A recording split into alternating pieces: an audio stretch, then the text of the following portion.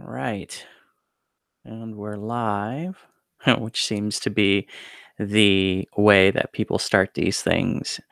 So, this is our first official live stream. We've done a few tests, but this is our first official live stream, and we wanted to do it about touring our breweries and taking a look at water chemistry.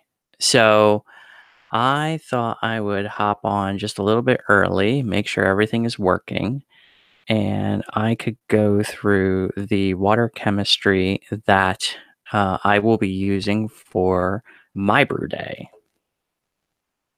So, in order to do that, I am going to go ahead and share my screen and walk through a couple different things. But before I do that,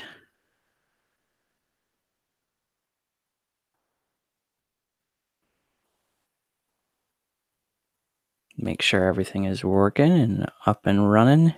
And I should introduce myself. My name is George Zerfy. I'm one part of A Nice Place to Brew. We are a podcast that's been running for a couple years, and we're diving into the realm of YouTube Live and live streaming. And so this is, like I said, our first official live stream, and hopefully the first of many that we're going to start this and do our podcasting that we do live. We feel like we have it in a place where there's not too many edits, and people may find it interesting to see it live. So so we're starting that. And yeah, there's not much more to say about that, I guess. If like I said, that this is a nice place to brew. You can see you found our YouTube home, and we are a podcast that is available on iTunes, Stitcher, Google Play Music, as well as a number of other platforms that you may have. Chances are, if you have a podcast platform, we're on it. So there you go. But like I said, I wanted to talk a little bit about water chemistry today while I wait for Jason and while I wait for other people to kind of shuffle in. So let me go ahead and share my screen, and then I can start showing people what. Oh, that didn't work.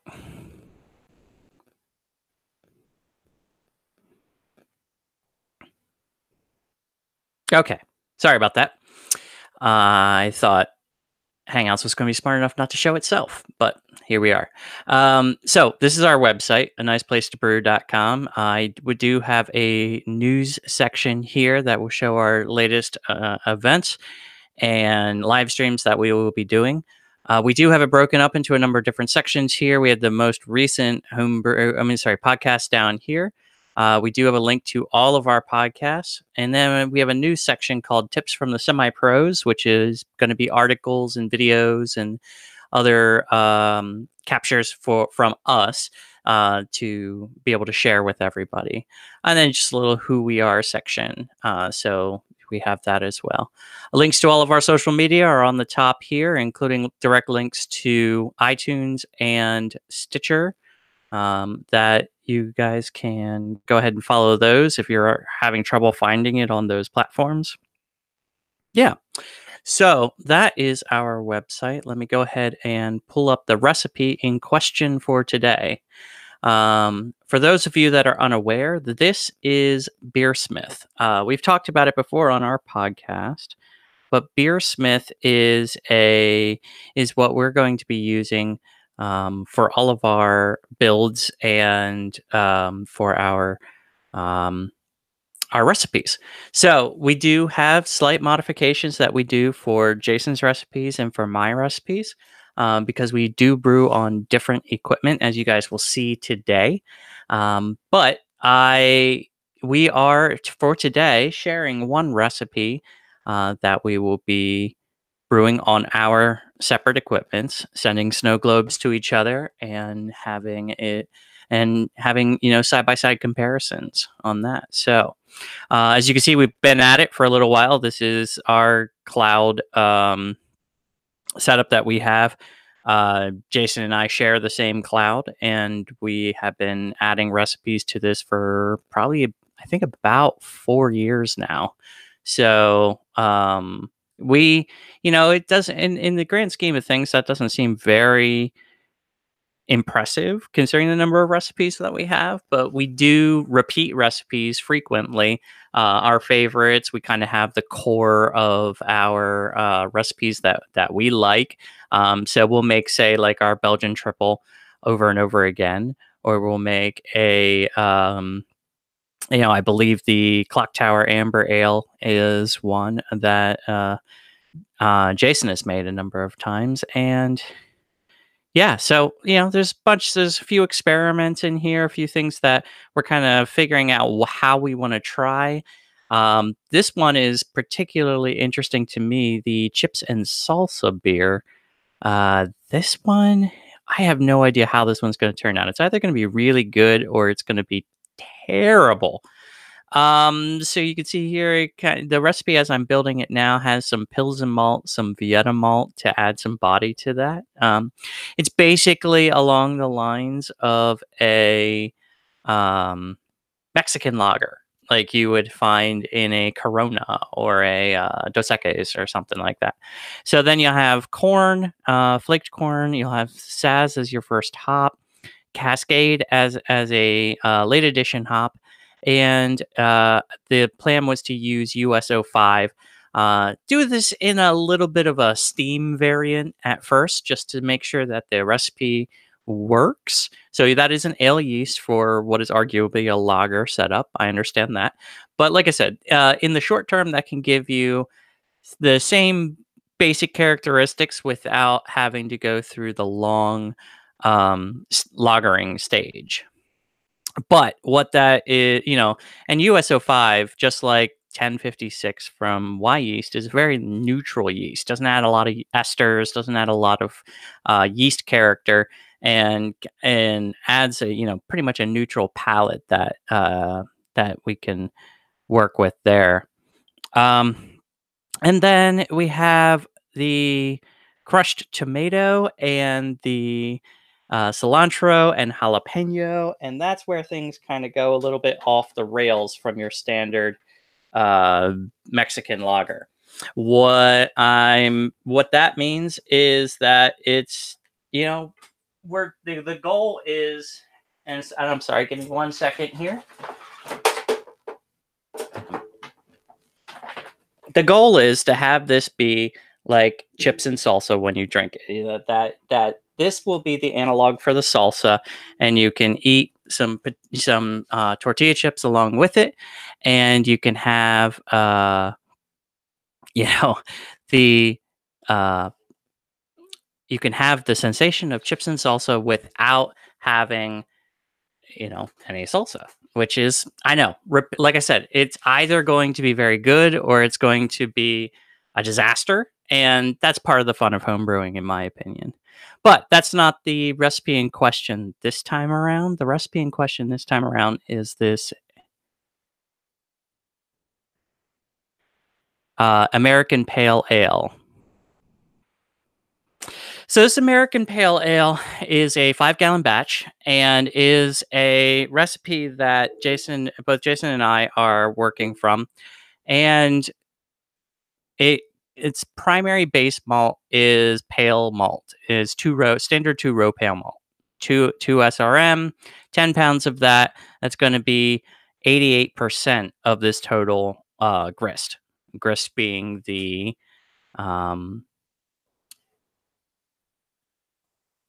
grist being the name for, the grain bill, basically, that we're going to be using for this. We're also going to add 12 ounces of carapils, and that's going to give it a little bit of head retention and body. And we're going to add 8 ounces of biscuit malt. And the biscuit malt is necessary for the bready kind of flavor that we're looking for from this. Now, when you get down to, so that's pretty much all the grains. And when you get down to the hops, we're going to be adding Chinook and Cascade. Chinook is a 13% alpha hop, and that we'll be adding at 60 minutes, so right at the start of the boil. And that's going to add 36 IBUs and going to be our primary bittering hop. And that's going to add those kind of piney notes and give it kind of a bitter, floral, piney kind of flavor. We're also going to be adding half an ounce of Cascade later on, that with 20 minutes left in the boil, and that's with it's going to add 6 IBUs, so it's not going to be a whole lot of bittering, but it is going to add a whole bunch of flavor. And Cascade is one of my personal favorite hops, and it's a hop that will add fruitiness and again a little bit of that kind of floral nature, but mostly a good kind of fruity palate. And then the yeast, because for every good beer you need yeast, so you can convert those sugars into alcohol. And so for this, we're going to be using Y Yeast Labs 1056. And Y Yeast is, the 1056 from Y Yeast is, like I said, analogous to the Safe Ale USO5 and is similar to, I think they call it American Ale 1 from White Labs. And it's basically your standard American Ale neutral palate yeast. And so what that's going to give us is the conversion of alcohol, of sugars into alcohol, the conversion of our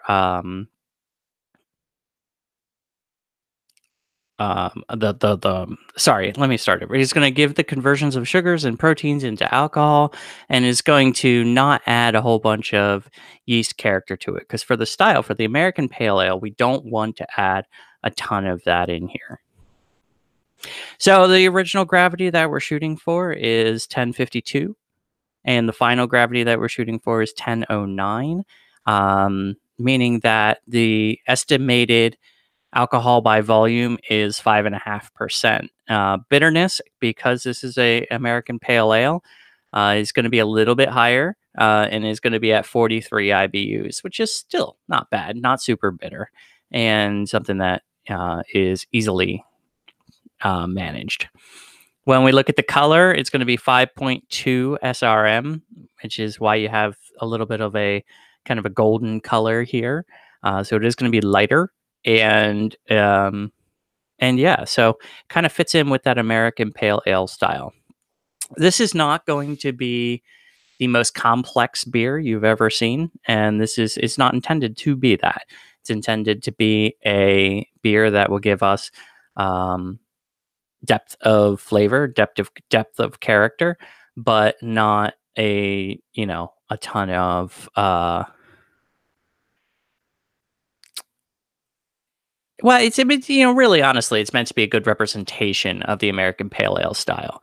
The American Pale Ale style gives you a lot of flexibility to be able to change things around and add complexity as you go. But this kind of goes back to a conversation that we had earlier this week about competitions. So this would be a good representation of the style, assuming everything comes out the way that we think it should. This would be a good representation of the style for a competition beer, a competition American Pale Ale. And that's what we're shooting for here. Nothing too off the wall, no chips and salsa, but a good solid representation of American Pale Ale and what it should be. Looking at the water, we're going to add 2.5 gallons of water for our protein rest, which is going to get us up to 122. Usually, in my case, usually about 122 to 125. We're going to do that for 30 minutes in our mash tun, and I'll show you my brewing equipment once Jason gets online and everything is up and running. But then for the saccharification rest, we're going to add an additional 2.25 gallons of water at pretty warm at 183 degrees. And that's going to get us up to the 148, probably about 146, 148, and allow for full saccharification and conversion of those sugars. The sparge, we're gonna do a fly sparge, and that means you're draining the mash tun while you're adding more water, as opposed to the batch sparge where you're fully draining the mash tun and then adding in the water. So we're gonna be doing the fly sparge at 168 degrees and allowing that to drain into the kettle for the boil. Now, the idea is once we are done with all of that, we should have 6.27 gallons of wort or unboiled um, beer in our kettle. Um, Assuming that is all. Sorry, just silencing my phone. Assuming that everything goes well there, we will then begin the boil and kind of follow along with what I talked about here, with the boil being 60 minutes. The addition of Chinook right after the hot break, right as soon as we start to boil, and then the addition of the Cascade 40 minutes later. I don't tend to put it on the recipe, but we will also be adding in the Whirlfloc in order to drop out, and coagulate those proteins, and so we can have a much cleaner beer when we go. That is an additive of Irish moss and a few other things that helps to clear up the beer to clarify all of that. And then, hey, What's up? I was just walking through the recipe. All right. Yeah. So I was walking through and just telling everybody that, walking them through the different stages, that we're going to be doing a 2-stage mash here. And at 2.5 gallons and 2.25 gallons for the mashing. And then for the sparging, we're going to do 3.5 gallons at 168 to get to the batch size for the boil, All which right. hopefully should be around 6.25 gallons of water, because we use American units in this. None of that liter nonsense. So, yep. All right. So we have all of that in place, and so then we kind of jump over a little bit from here into talking about water chemistry. But before we do that, Jason, you're new here for this particular live stream. I've introduced myself. Do you want to do that for yourself as well? No, sure, not a problem. I'm Jason from A Nice Place to Brew. I'm from the Chicagoland area, western suburbs specifically. I've been brewing beer for about 5 years now, all grain for about 4.5 of that. My brew setup is pretty simple. It's a 2 cooler setup in my garage, so none of the fancy electric stuff. I'm but set up to make 5 gallons at a time. My beer preference, this is important, of course, are the darker varieties of beers. I like stouts, porters, many times imperial, Scotch ales, and I'm going a little bit off my norm today, making a beer like an APA. This is a first for me, and this is my first video web stream as well. So a lot of new ground being broken today. But Yeah. no, I'm really glad this came together. I'm excited for this, and I hope everybody who's viewing this has a good takeaway. Yeah, I mean, obviously, I hope so as well. So I do want to add oh, one go thing ahead, Jason. before. Mhm. Sorry, one thing I will add. The time of this recording is April 14th. It is currently 35 degrees and snowing in the Chicagoland area. So Yeah, I meant to ask you about that, because hasn't anybody told Chicago that it's now April and we can have enough of that? somebody So missed the memo. somebody, That's all I got. don't we routinely blame oh, I wanted to call him a hedgehog, but that's wrong. That Groundhog. groundhog, that's him. Yeah. You can check out episode. I think it's episode 28, where I went on a short rant about the groundhog. and I falsely pointed at blaming Bill Murray for Chicago's stream of weather. It's completely ridiculous. And if you want to hear me make an ass of myself, just check out episode 28. And who doesn't want to hear that? Of So course, exactly. That's half the reason people tune in. no, but obviously, that groundhog has no idea what he's doing. And hey, I meant to mention that last time that we had our live stream. That was our 30th episode. It was. Yeah. Yeah, and it's taken us a long time to get there, and I have a feeling getting from 30 to 50 is going to happen a lot faster. A lot quicker. Honestly, you're right. It did take us a long time to get to 30, but I'll tell you, I feel like we're a stone's throw away from 50. It Yeah. feels that way. And now it may prove to be a little bit slower than that, but we've been making good progress in the last month. Yeah, and I think, and I like the idea of having more engagement with you guys out in the community and being able to do these live streams. I think this is probably going to take a second to be to catch on, and I don't know how well attended they're going to be in the beginning, but I'm hoping that as we go and do this more often, that will that people will catch on and tune in. Agreed. So, yeah. So, like I said, I walked through the recipe. You probably saw that as you were coming in. Yep. And I was going to talk a little bit about the water chemistry piece here because I still have to put together my brewing water. I don't know if you've done that. So I have. I just got that done this morning. This one might be a little bit difficult to go through because we're coming from very different water sources. So our chemical additions are going to be very, very different. Agreed. And I think that that's probably going to be pretty interesting. So let me why don't we do this? I built my water profile using the yellow balanced profile. Did you? Okay. And maybe that's what we present is exactly where the numbers all come out to be just based on that balanced profile. Okay. Do you have that you could share your brewing water spreadsheet and you could walk through your water? Yeah, sure. Okay. Why don't you do that? Control? No, just in the upper left, you should see share screen.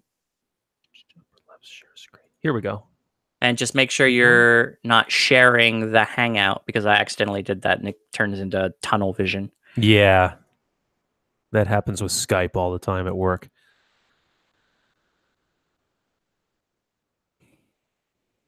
And while you're doing that, I'll finish up my profile. Is this working? Yes, it is. Oh, all right. Let me feature you here. There you go. You're featured. So it's locked into you. Okay. So a couple things about the water profile before we go into what the balanced profile is going to be for this recipe. I'll walk through a couple of sheets that go into this.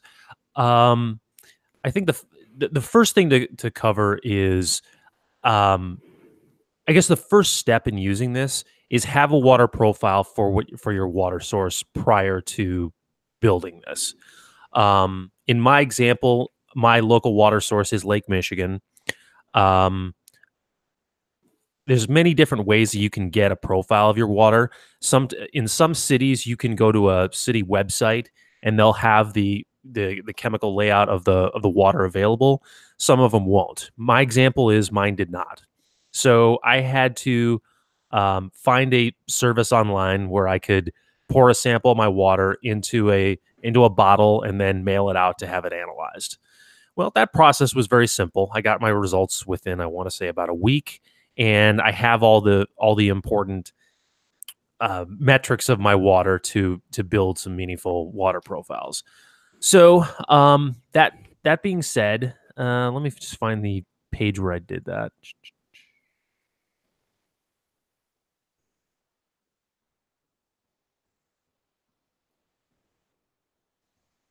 Oh, here we go.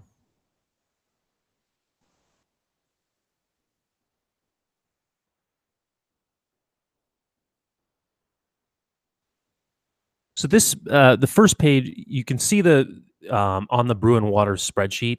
that it's broken down into worksheets. The first report is water report input, and this is exactly what you would enter from the profile that was mailed back to you from the water analysis. So this is going to give you a base level of what your water is, and then from there, from the ideal water profile that you're trying to build, then you can see the differences between the two, and then the sheet itself will give you the chemical additions you need to take your water from its base level to where it needs to be.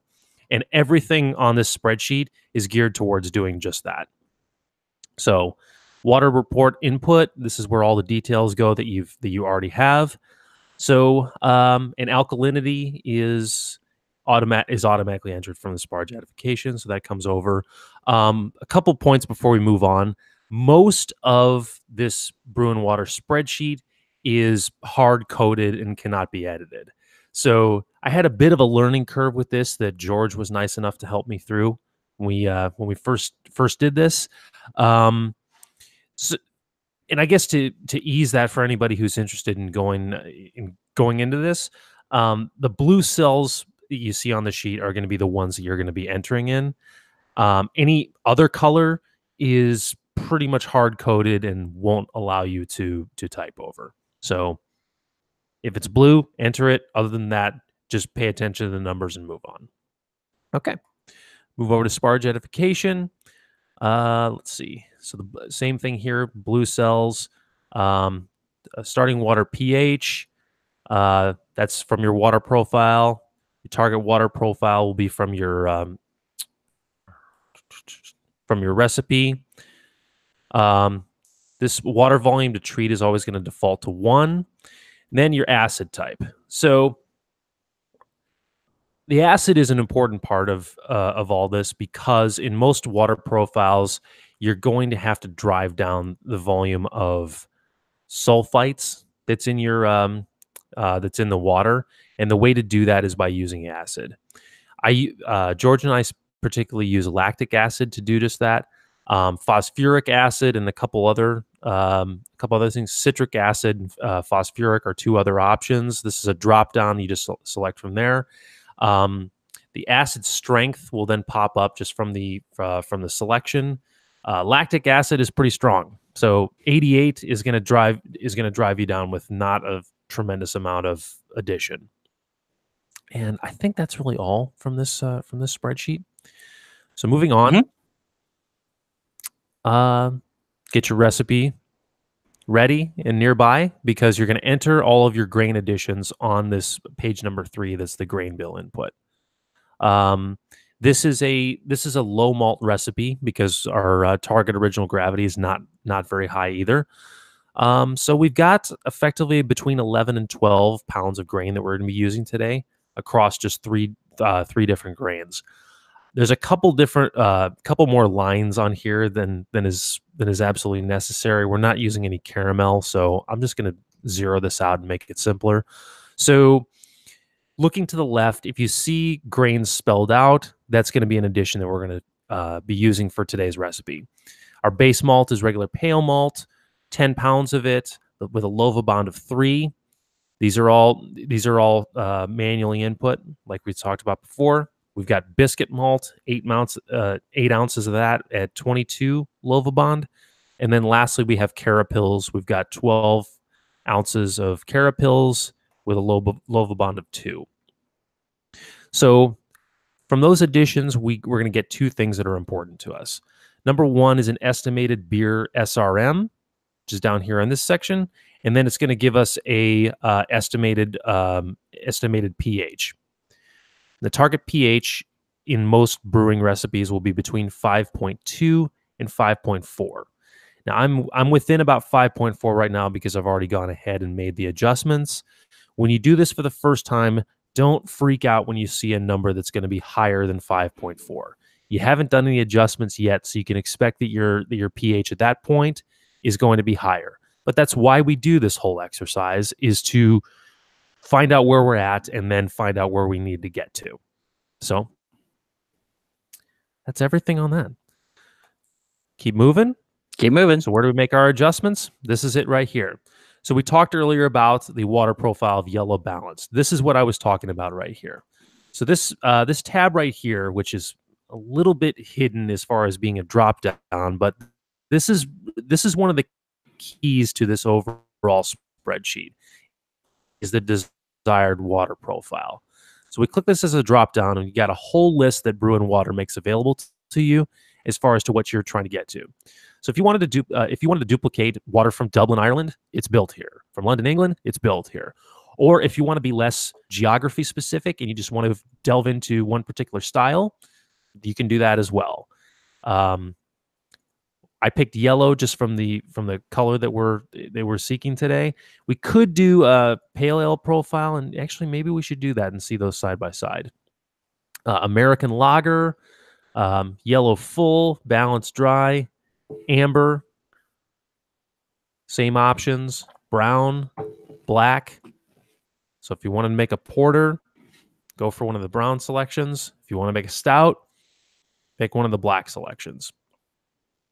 So this is a point where, first of all, Jason, did I add up the water wrong? Because I think when I saw the water, I came up with 4.78 in the mash volume.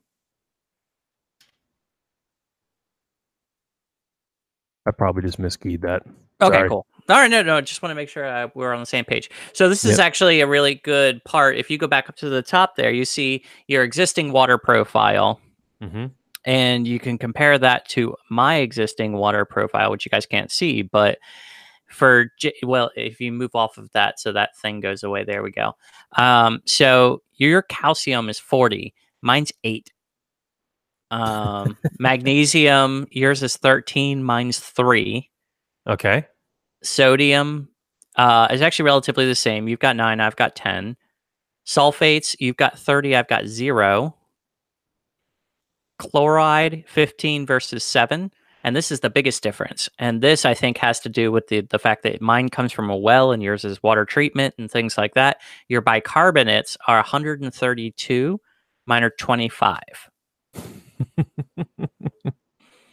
One point I need to clarify. When I talked about the acid earlier, I mentioned the acid's goal of driving down these sulfates, and I misspoke. This is the area that it drives down as the bicarbonates. The this bicarbonates. Yeah, this is, and that's really why the use of acid is so important when building these.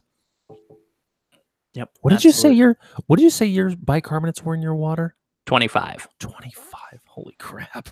Mm-hmm. Yeah, and the laboratory that we both used, because I think you used the same one I did, was the one in Nebraska. Yeah, it was Ward Labs. That's the one. Yeah. When you ask when you say you order it with Ward Labs, they actually send you a little cup. You just fill it up with water, seal it, and send it back to them. And then they test it and they email you a report. Works really well. And quick, too. Very quick. Yeah. So, I'm sorry, you want to keep going?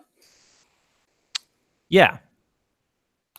So, pick your selected water profile, your existing water profile, and this down here is a key line, mashing water profile. So this is taking into account all of the additions that you're going to make down in this lower section. So as you're playing around with additions and trying to get to here, this is what's going to get you your numbers. So what you should be targeting is line 13 should match as closely as possible with line 5. So calcium of 50, I've got 68 right here. I've got room that I can drive down my calcium a little bit. How do I get closer to that? I've got 2 different additions that are affecting my calcium. If I lower my calcium here, these numbers change. And just from that little change right here, I got closer to my ideal profile. So every profile is going to be different. Your profiles are going to be different with each recipe as well. But I find this part to be kind of the simplest part of the whole exercise, is just playing around with the numbers. And because it's built effectively to make changes to the profile just based on these numbers, this part is not overly difficult. No, I'd agree. The only tricky part to this is you can't change one thing as you go. Like you can't change because we can't add because all of this straight. is compounds. It's not straight elements. You can see that Exactly. on the minerals here. There's nothing that's just straight calcium. There's nothing that's straight uh, magnesium. Everything's a compound. Which is good because like straight magnesium, if we introduce that to water, becomes explosive. So that's not what we're going for. But at the same time, it becomes a little bit of a balancing act of if I add this much, this will happen. So yeah. Beer is chemistry, but it's not our goal to blow things up. Yeah. That's a totally different kind of chemistry. Yes. So all right. So now this is another interesting part here, kind of looking at our situation side by side because you have a different existing water chemistry than I do. We have different additions on our sheets. Should be very different. Yeah, pretty much. Yeah. So because mine's a little bit more of a blank slate, and I need to get up to a higher amount of calcium and sulfates and chloride in the mix, I have to add more than you do. So, oh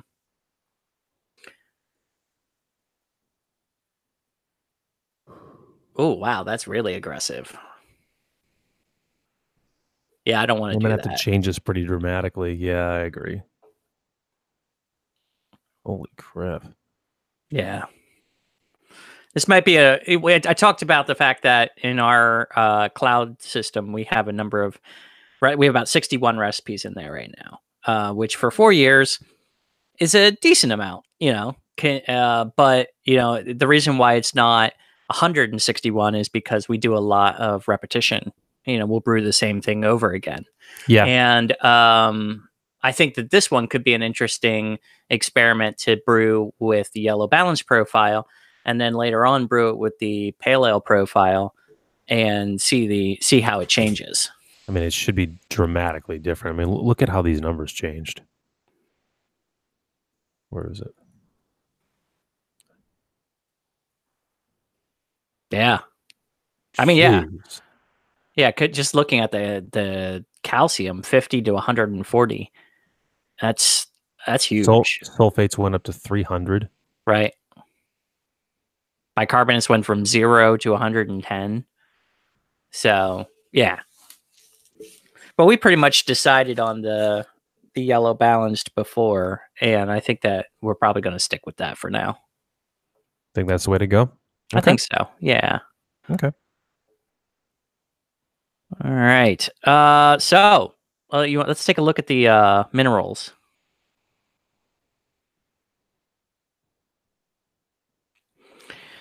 So looking at the minerals and the additions you have pretty much the same minerals I do, which is interesting. Yeah, but Same just in different amounts. same addition volumes? No, different addition volumes, but the same. Can you swap screens and show yours? Sure. Me. Uh,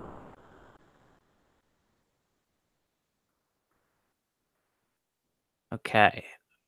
Sharing my screen.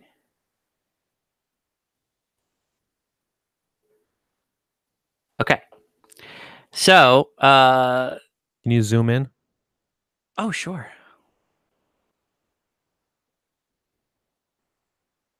Is that better? Yeah, it is. Well, that All is right. interesting. Yeah, you do. You're using the same stuff I am.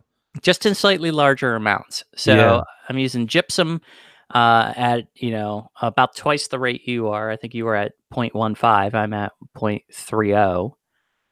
And then calcium carbonate, calcium chloride at 0.25 and Epsom salts at 0.2.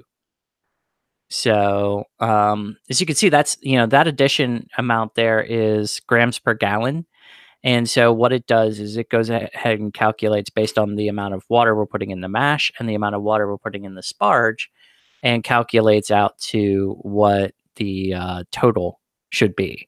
Yeah, but Yeah, I mean, there's a big difference, but in the end, our profiles be similar. Jason, I think I remembered seeing your estimated mash pH is going to be 5.45.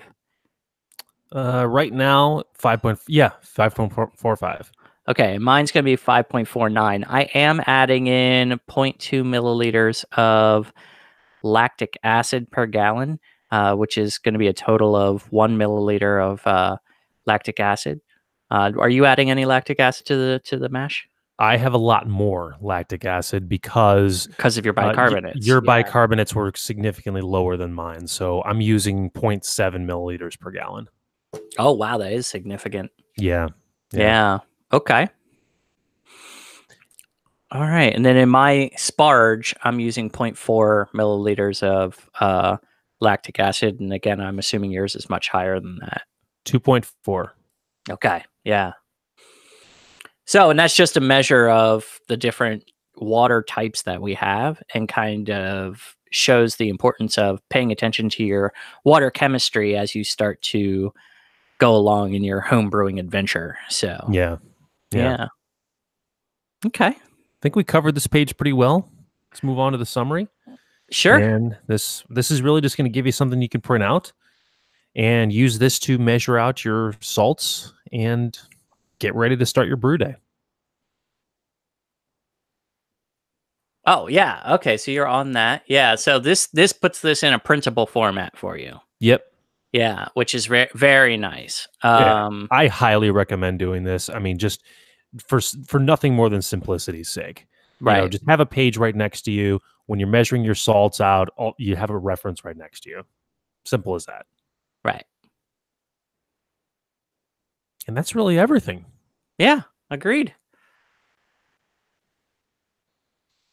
Okay, all So we right. covered water chemistry, and one thing that we were also going to cover was the brewery setup. Have you did you go through that before I jumped on?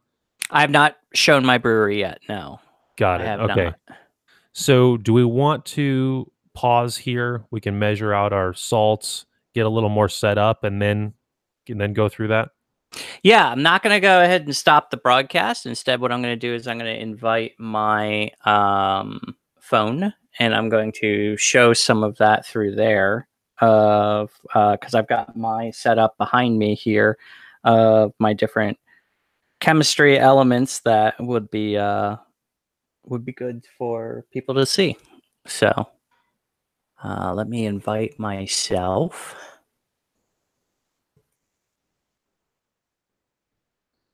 This one's going to be tough for me because I'm going to be running all over the house and then through the garage. That's okay. Go. Thank you.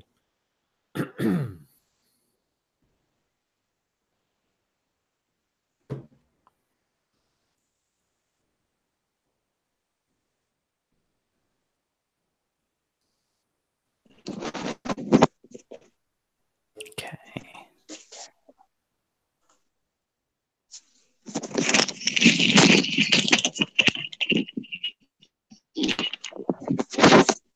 All right, Jason, can you hear me? I can. All right. So I'm going. Oh, you can unshare your screen, by the way. Oh, thank you.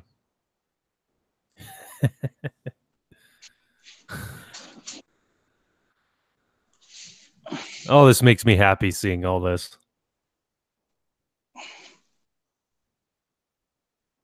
So this is Are there my two setup screens here. being shared right here? Because I can see the back of your T-shirt, and then I also can see your tabletop.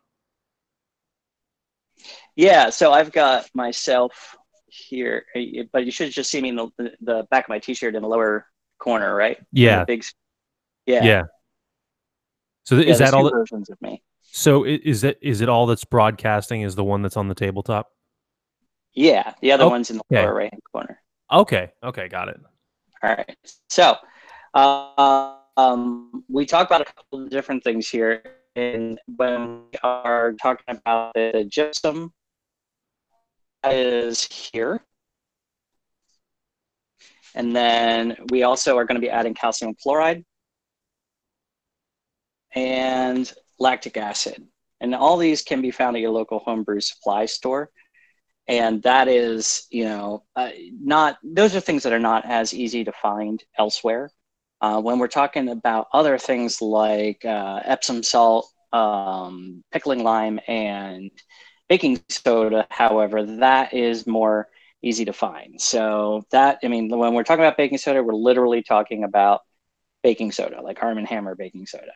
Epsom salts, I found these at a garden supply store, and they're just straight Epsom salts.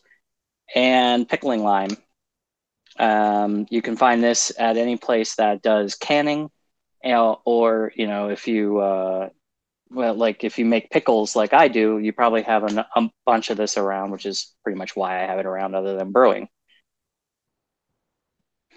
So those are my different additions that I'm going to be putting in. And the way that I handle these is I handle it through, what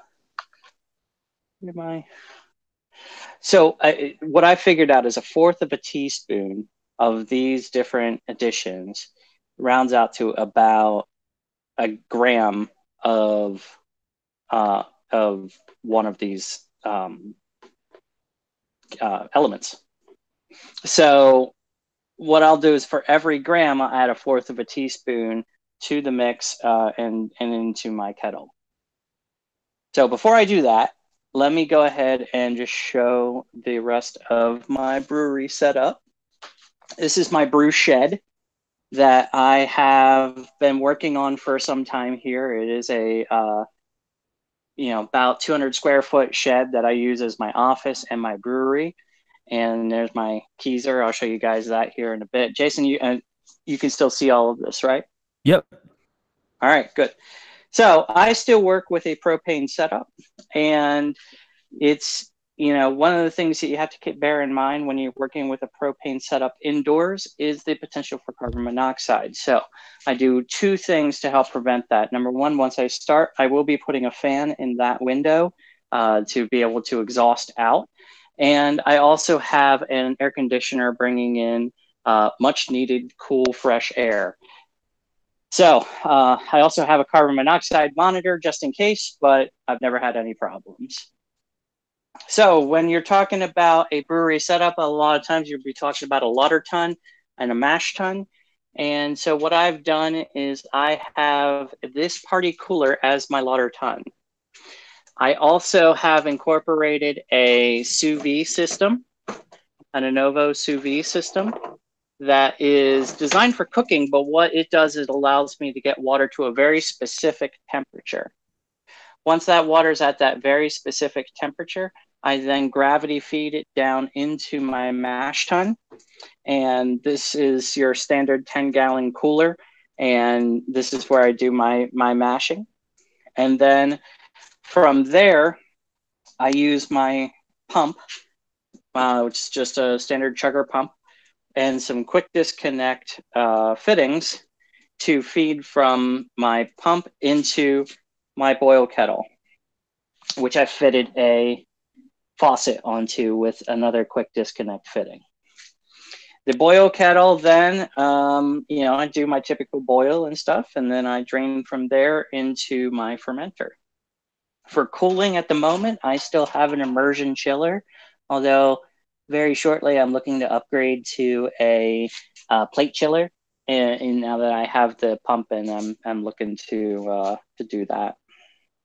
I've also run water out here, which has been very useful to this sink, the faucet, up there, as well as a hose fitting for being able to connect to the immersion chiller and then drain out through the sink. I cheated this time around, and I actually ordered all of my grains already milled. However, I do have a mill here that I actually won in a raffle at our friends over at JBG. And so if I do need to mill some things up, I can do that. And I've got my pet carboy here, and I use this for lagering as well as for cold crashing after I'm done with primary fermentation. So that's pretty much my setup and what I use on a regular basis. Jason and I both use these ball lock kegs, which will. This one's currently filled with sanitized water because I'm getting it ready for the APA that I'm making now. Ball lock kegs work a lot like the quick disconnects. They go on and they snap on, and then beer comes out, basically the other side, and that all goes into my Keezer, which is a standard, I think 3 cubic feet. I might be wrong about that. Cooler. Let's just face it. It takes a lot of good beer to make great beer, and It does. this is where the good beer comes. Hopefully, if I did my job right, this is where the good beer comes from. So what I did was I connected the CO2 tank here with the regulator up into the Keezer through a wooden collar, which I've affixed the lid latches onto, through here into the manifold. And my manifold is just a single manifold, so it only allows for one constant pressure through all the different valves. So unfortunately, I right now cannot have 2 different pressures for 2 different kegs. So I'm limited in that way, but that's okay. So I have currently one open that's going to my keg full of my Saison, which is finishing up carbonation. And then this one is for my other keg, and this is a fixed one that goes to my beer gun for filling bottles and things like that. But yeah, and then that's that. And then if the nice part here is if I can take this out and I can fit my it's a tight fit, but I can fit my carboy right down in here for, like I said, cold crashing and lagering and things like that. And we've talked about this in the past, but this is an Inkbird temperature controller, which allows me to keep a constant temperature within 2 degrees in my Keezer. And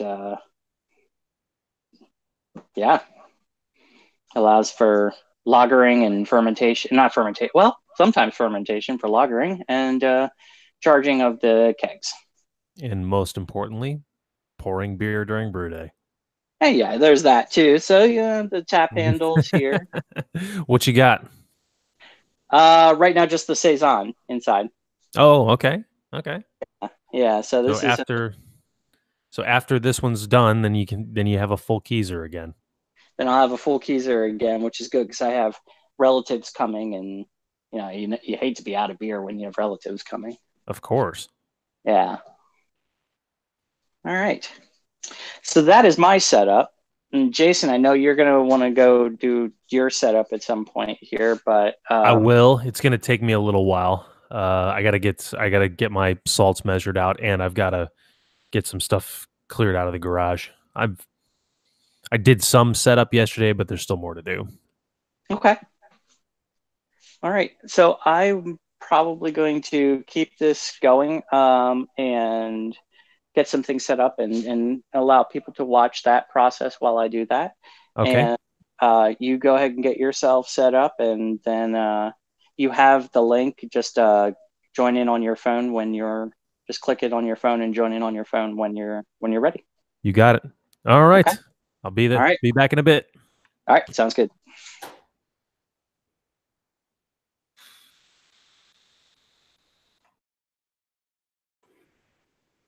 All right. You're back with me. So if I look at my water adjustment summary here, I can take that off. I have a number of additions to do for my first, for my mash additions. So what I typically do is I will add, since I do double infusion, but I also try to make sure that those salts get in as quickly as they can. So I will add all of my salts to my first edition and then allow my second edition to be basically just straight water. There's some schools of thought that says that you should split it up based on how much water you're adding at a time. In the end, considering the 30-minute editions, I don't think it's that important. I don't think it's something that is going to cause a big issue. So it is not something that I stress about too much. So I am going to go ahead and get my equipment together, and I will show you guys kind of how you put that together. So give me 1 second. I'll be right back.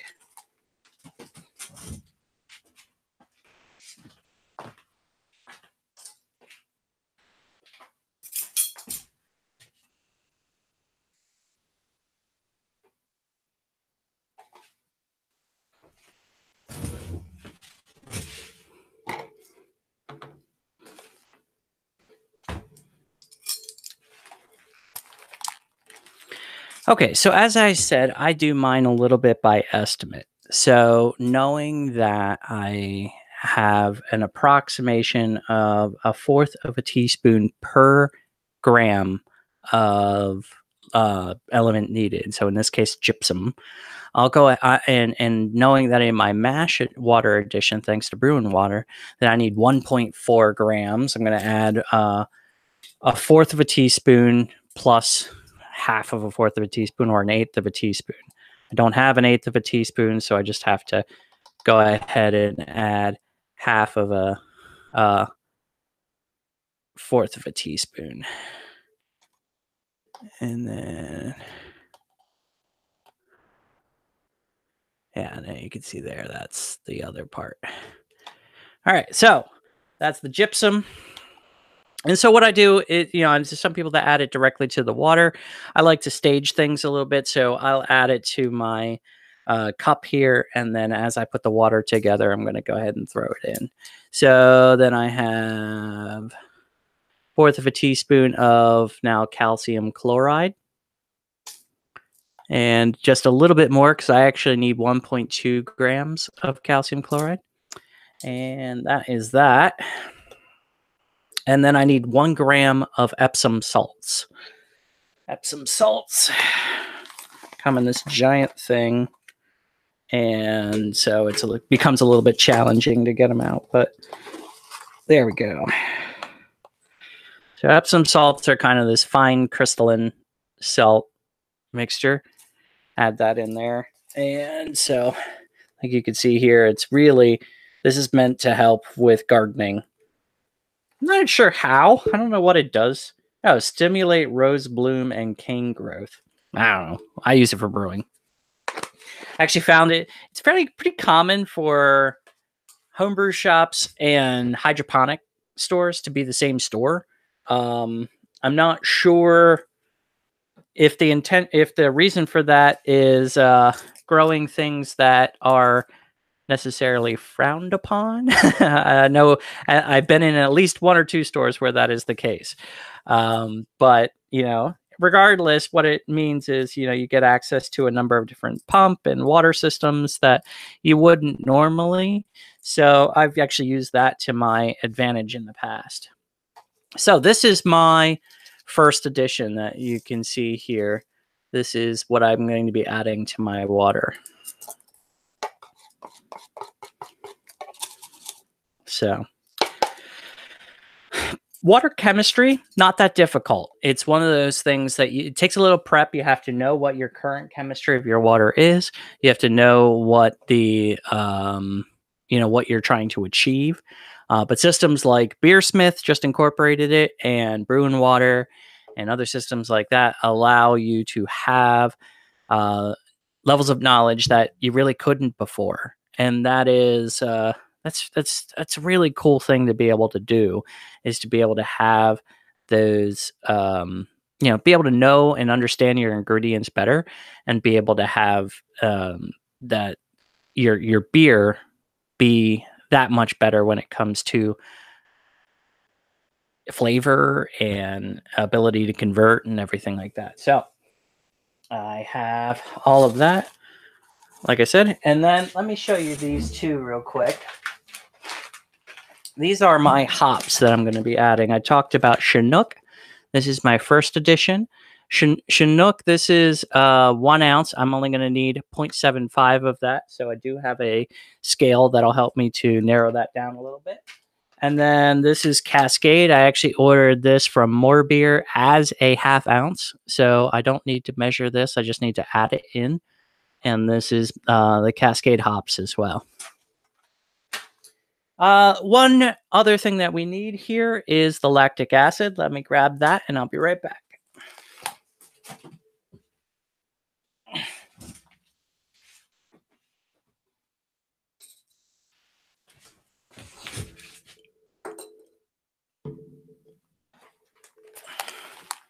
Okay, for this, I actually did invest in some scientific equipment. And by invest, I mean it was like 30 bucks.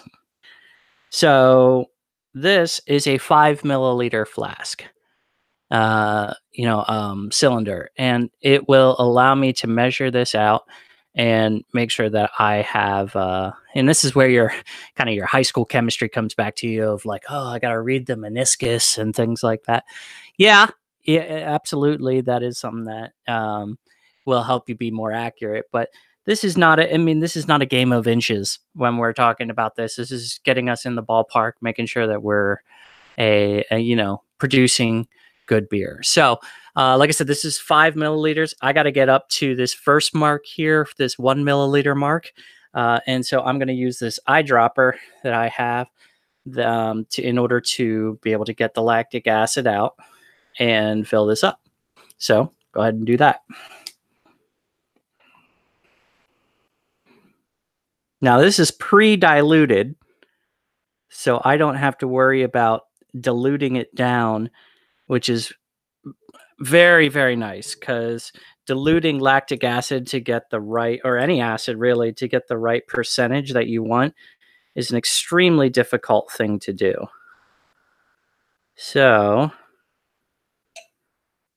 all right.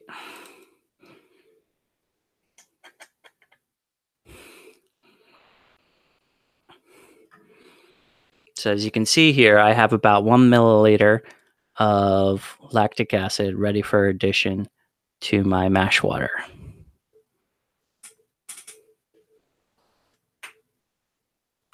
Okay, so that's all my chemistry.